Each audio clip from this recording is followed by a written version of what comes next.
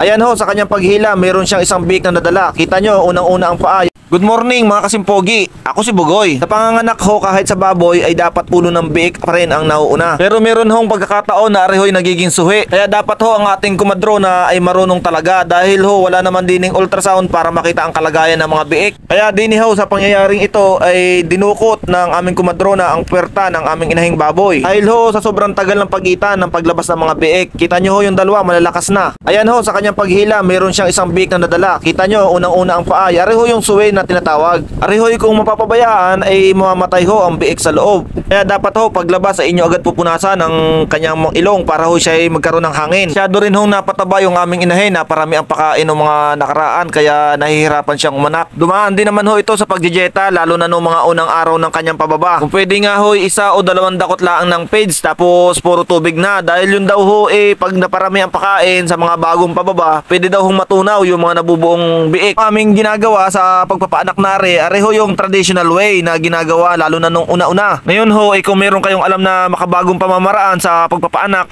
mas maganda ho yun. At i-comment nyo ho para malaman din ho ng ating mga manonood para kanila rin ho matutunan. Arehong akin ay pagbabahagi lamang ng kaunting nalalaman. Kung minsan naman ho, palibhasa ay ang inahin naman ng baboy ay hindi nakakapagsalita, hindi nakakapagsabi kung siya ay mga anak na. Tapos hindi ho natin nababantayan sa gabi. Minsan ho, pagising natin sa umaga ay marami hong biik. Sa pagputol naman ho ng pusod ng baboy, dapat ho kayo may katulong o tagahawak man lamang para ho sa pagtali nyo hindi nyo humahila yung pusod na yon. Huwag ho kayong matatakot sa pagputol ho ng pusod. Yan naman ho hindi masakit.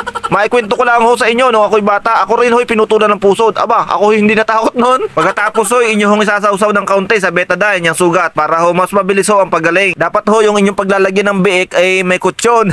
Hindi ho. Dayami lang ho ay ayos na ho yun. Parehong aming kumadrona ay nakikipag lips to lips din ho sa biik. Abay, kailangan ho lalo na pag ang biik ho'y parang mamamatay na, yun hong hindi agad nagkaroon ng hangin, hindi ho agad natanggal ang balot, ay yun ho'y kanyang hinihipan ng uso. Tulad ho na yan, paglabas niya akala namin talaga'y patay at wala hong kagalaw-galaw. Kaya kanya agad sinipr, hinipan ho ang uso, hindi naman ho pwedeng ut-utin Tingnan nyo ho, talagang sobrang hina niya. Pinalagay lang ho diyan sa gilid at hindi ho hinayaang mapuntahan ng iba. Aba, sayang ho ang pagbibigay ng hininga. Nakasurvive ho yan, ayan ho, nakakatayo na. Aba, isang buhay na naman ang ating naisalba. Ang biik nga ho'y pinuputulan din ng ngipin o kaya yung pangil. Ganyan naman ho ay nail cutter lamang na malaki-laki ang inyong gagamitin. Yun ho ang pinakamaganda na. Kahit isang tao lang ho, kayang-kaya ito. Mas mahihirapan pa nga ho kayo kung kayo magdadalawa. Isisingit nyo lang ho yung inyong hintuturo doon sa kagilid ng kanyang bibig para lagi ho siya nakanganga. Ang biik nga ho ay pinapadede sa loob ng 28 hanggang 35 araw bago iwalay sa inahin. Tapos dagdag na 20 araw ho para sa pagkukondisyon ninyo bago nyo aribenta. Yun ho talaga kondisyon